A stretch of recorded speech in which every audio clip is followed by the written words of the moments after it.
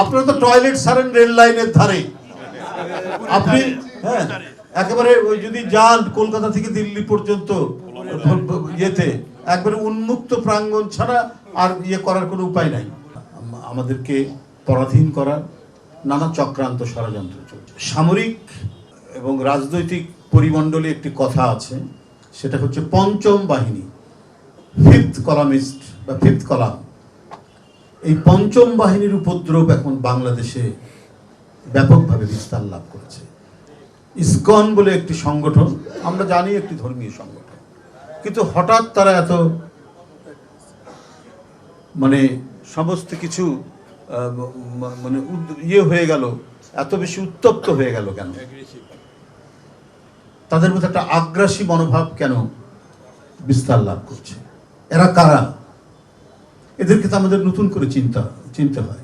এই দেশে তো যুগ যুগ ধরে হিন্দু, মুসলমান, বৌদ্ধ, খ্রিস্টান একসাথে বাস করেছে। আমরা দুর্গাপূজার মেলায় গেছি, আমরা আমাদের বন্ধুদের দুর্গাপূজার উৎসব দেখেছি হিন্দু সম্প্রদায়ের। কোনোদিন তো আমরা কেউ কারো প্রতি বিদ্বেষ পোষণ করিনি, কেউ কখনোই আমরা একে অপরের প্রতি কোনো ধরনের হিংসা প্রতিহিংসায় ভুগিনি। আজকে কেন এই কথাগুলো আসছে? আজকে এরা কারা? এরা কেন আজকে এই বিদ্বেষ পোষণ করাচ্ছে আমাদের নিজেদের মধ্যে? বিশেষ করে আমাদের জন্মের পরে তো আমরা কোনো সাম্প্রদায়িক সংঘাত এবং সাম্প্রদায়িক হিংসা প্রতিহিংসা আমরা দেখিনি, কিন্তু হঠাৎ করে বাংলাদেশের 10টি বিভাগে তারা সমাবেশ দিলেন, সংঘাত করছেন, বিভিন্ন জায়গায় পুলিশের সাথে সংঘাত করছেন। আর সংঘাত শেষ হতে না হতে ভারত থেকে অপপ্রচারের যে ঢেউ আছড়ে পড়ছে বাংলাদেশে, এইটা দেখে তো মনে হয়েছে যে একটা দুটো নয়, অনেক পঞ্চম বাহিনী বাংলাদেশে তৈরি করে গেছেন শেখ হাসিনার সহায়তায় আমাদের পার্শ্ববর্তী দেশের পলিসি মেকাররা। এই পঞ্চম বাহিনী সম্পর্কে আপনাদেরকে সতর্ক থাকতে হবে। ওরা বলছে, এমনও বলছে, আমি অপপ্রচারের কয়েকটা দেখলাম তাদের বিভিন্ন ইউটিউবে, যে সার্জিক্যাল অপারেশন তারা করবে। তো ওরা কি মনে করে আমাদেরকে? আপনি সার্জিক্যাল অপারেশন করবেন আর আমরা হাত গুটিয়ে বসে থাকবো? আমরা কি বলে যে আঙ্গুল চুষতে থাকবো?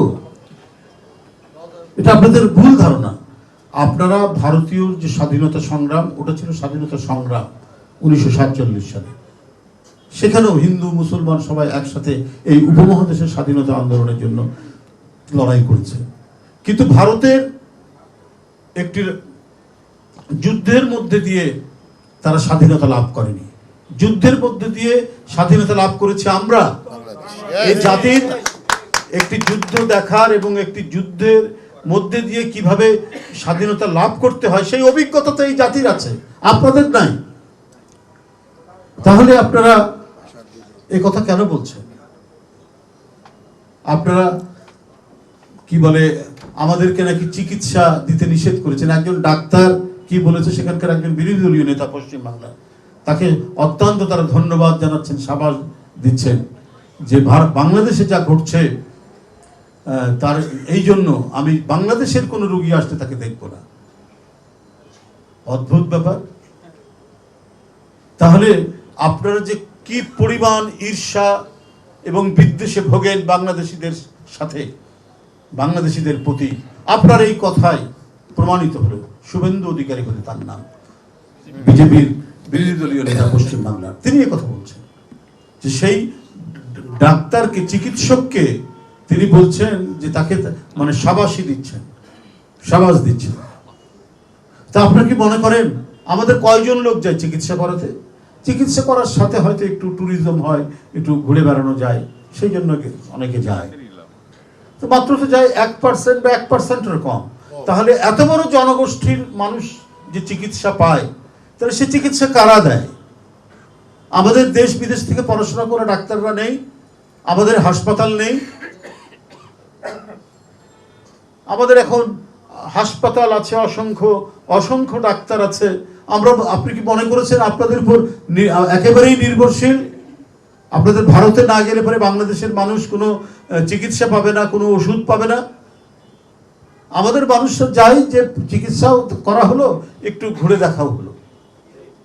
আমাদের অত্যন্ত যোগ্য ডাক্তাররা রয়েছেন। আজকে আমি বলবো যে পৃথিবীর হার্ট স্পেশালিস্ট এবং মানে ওপেন হার্ট সার্জারি বাংলাদেশে এখন আমার মনে হয় একটা ডাল ভাতে পরিণত হয়েছে, যে এত ডাক্তার তৈরি হয়েছে যে ওপেন হার্ট সার্জারি তো একটা খুব জটিল সার্জারি ছিল, সেই সার্জারি যখন এখানে করা যায়, অনেক বড় বড় অসুখের চিকিৎসা যখন এখানে করা যায়, তো আপনাদের ওখানে আপনাদের মুখাপেক্ষিত আমরা নই, আর একটা রিচেক আপ করার জন্য করার জন্য মানুষ হয়তো ওখানে যেত, কিন্তু আমরা তাই বলে তো ভিত্তিহীন নয়, আমরা তো নিরালম্ব নই, অবলম্বনহীন নই। আমাদের তো সবকিছুই অবলম্বন আমাদের রয়েছে। আমাদের একটি রাষ্ট্র আছে, আমাদের নিজস্ব নদী আছে, পাহাড় আছে, আমাদের বন জঙ্গল আছে, আমাদের রাস্তাঘাট আছে, আমাদের ট্রেন লাইন আছে, আমাদের যোগাযোগ ব্যবস্থা অনেক ভালো। এবং আরেকটা জিনিস আপনাকে বলি, আমি ভারতের সেই নেতাকে বলি, আপনাদের চাইতে আমাদের স্যানিটেশন সিস্টেম অনেক উন্নত মানের। আপনারা তো টয়লেট সারেন রেল লাইনের ধারে, আপনি হ্যাঁ একেবারে ওই যদি যান কলকাতা থেকে দিল্লি পর্যন্ত ইয়েতে একবারে উন্মুক্ত প্রাঙ্গণ ছাড়া আর করার কোনো উপায় নাই। সেই জায়গায় আমরা অত্যন্ত উন্নত মানের এখানে স্যানিটেশন সিস্টেম। আপনি গ্রামে গঞ্জে যাবেন, সেখানে কমোট এখন ব্যবহার করে মানুষ। তাহলে আপনারা কিসের অহংকার করেন, কার অহংকার করেন? আমরা প্রত্যেক দিক দিয়ে আমরা আত্মনির্ভরশীল। হ্যাঁ, গ্লোবালাইজেশনের যুগে একে অপরের, আমার হয়তো যখন একটু পেঁয়াজের ঘাটতি হয় তখন আমরা আমদানি করি, আপনারা যে আমরা যে কিনি আমদানি করি, আমরা তো টাকা দিয়ে আমদানি করি, আপনারা তো বিনা পয়সা দেন না। আমাদের লোকরা যারা চিকিৎসা করতে যায়, আপনাকে 1 টাকা কম নেন? আমাদের লোকরা যারা চিকিৎসা করতে যায় তারা তো ডলার খরচ করে আসে। আমি কারো কাছ থেকে শুনিনি আজ পর্যন্ত যে আপনাদের ডাক্তার বা কোনো হাসপাতাল কোনো কনসিডার করেছে। বরং আপনাদের এই কলকাতা থেকে শুরু করে অন্যান্য জায়গায় হাসপাতাল এবং অন্যান্য যে ক্লিনিকগুলো চলে হচ্ছে বাংলাদেশের মানুষের মানে টাকায়। না হলে এই যে আমি খবরের কাগজেও এসছে যে কলকাতা নিউ মার্কেটের বা অন্যান্য জায়গায় যে শাড়ি, বিশেষ করে মেয়েরা তো শাড়ি কিনতেই যায়, তো এগুলা কেনাকাটা অনেক কমে গেছে তাদের। তো এইটা মানে যেভাবে আপনারা মানে হিংসা ছড়াচ্ছেন, বিদ্বেষ ছড়াচ্ছেন, এত শান্তিপূর্ণ একটি দেশ, ভয়েস অফ আমেরিকার জরিপ করেছে সবচাইতে নিরাপদে আছে বাংলাদেশের সংখ্যালঘুরা। আজকেই আপনি খবরের কাগজে দেখবেন সেটা এসছে। আর আপনারা পরিকল্পিতভাবে, ইচ্ছাকৃতভাবে বাংলাদেশে আজকে যে গণতন্ত্রের পথে হাঁটার যে সুযোগটা হয়েছে সেইটাকে নস্যাৎ করার জন্য এবং ছাত্র জনতার আন্দোলনের যে স্পিরিট, যে চেতনাকে আপনার ধূলিসাৎ করার জন্য পরিকল্পিত অপপ্রচার করছেন আপনার দিল্লির সাউথ ব্লক থেকে। এবং তার প্ররোচনায় এই কাজগুলি মানে বিভিন্ন জায়গা থেকে, ভারতের বিভিন্ন জায়গা থেকে এই কাজগুলো করা হচ্ছে। এগুলো সম্পর্কে আজকে সবচেয়ে বড় দায়িত্ব, যে কাজটি এখানে ইথুন বাবুর নেতৃত্বে মৌসুমীরা করছেন, এটাই হলো আসল কাজ। আমরা ওদেরকে একটা সাংস্কৃতিক আগ্রাসনের খুলেছে, মানে এইটাই তো মানে তাদের একটা বড় শক্তি হিসেবে দেখায়। আমাদের মৌসুমীরাই কাউন্টার করবে, এরাই প্রতিরোধ করবে, বাবুরাই। আমরা হ্যাঁ, আমি বলেছি আগে, সংস্কৃতির কোনো সীমানা থাকতে পারে না, আমরা সবই দেখবো, করব। কিন্তু ওরা যদি ইচ্ছাকৃতভাবে আমাদের বাধা দেয়, আমাদের নাটক, সিনেমা, আমাদের গানকে যদি বাধা দেয়, আমাদের দেশের মানুষ কেউ হিন্দি ছবি দেখবে না, কেউ হিন্দি গান। আমাদের অত্যন্ত রিচ, সমৃদ্ধশালী আমাদের সংস্কৃতি, আমাদের এখানে বাউল, আমাদের এখানে ভাটিয়ালি গান আজও আমাদেরকে মুগ্ধ করে। তো সুতরাং আমাদের এই সমৃদ্ধশালী সাংস্কৃতিক মানে যে সম্পদ, এই সম্পদটা এটা দিয়ে আমরা থাকবো। হ্যাঁ, আমরা অন্য দেশের সাথে সাংস্কৃতিক বিনিময় হতে পারে যদি সমমর্যাদার ভিত্তিতে। তারা আমাদেরকে রেসপেক্ট করবে, আমরা তাদেরকে রেসপেক্ট করব।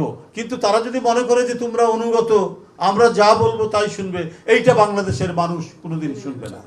হ্যাঁ, আমাদের দেশের সব সেনাবাহিনী থেকে শুরু করে সবাই আজকে এই ব্যাপারে একমত। আমরা আমাদের স্বাধীনতা, সার্বভৌমত্ব, আমাদের স্বকীয়তা, আমাদের সংস্কৃতি, আমাদের রাজনীতি, আমাদের লেখাপড়া, আমাদের সমস্ত কিছু আমরা আমাদের নিজস্ব শক্তিতে আমরা গড়ে তুলেছি 50 বছর। এইভাবেই আরও বিকাশমান হবে। আমরা কারো অনুগত থাকার জন্য আমরা মানে এখানে স্বাধীনতা যুদ্ধ হয়নি, এবং দ্বিতীয় স্বাধীনতা সংগ্রাম হয়েছে। সেই যে দ্বিতীয় স্বাধীনতা সংগ্রামের তাৎপর্য হচ্ছে তাই যে অধিকার রক্ষা। তুমি যত বড়ই মাতবর হও, কিন্তু আমি আমার দেশে আমরা স্বাধীন, আমরা সার্বভৌম। এটাই হচ্ছে আমাদের সবচাইতে বড় কথা। এটাই হলো এই নীতিতেই আমরা বিশ্বাস করি। আমরা কারো চোখ রাঙানিতে আমরা বিশ্বাস করি না।